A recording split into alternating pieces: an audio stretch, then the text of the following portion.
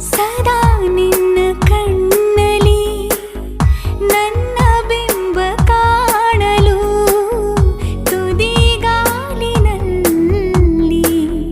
ತಯಾರಾದೆ ನಾನು. ನಿನ್ನದೇ ಗುರುತು ಕಣ್ಣಲ್ಲೇ ಕುಳಿತು ನನ್ನೆದೆಯ ಸ್ಥಿತಿಯೇ ನಾಜೂಕು.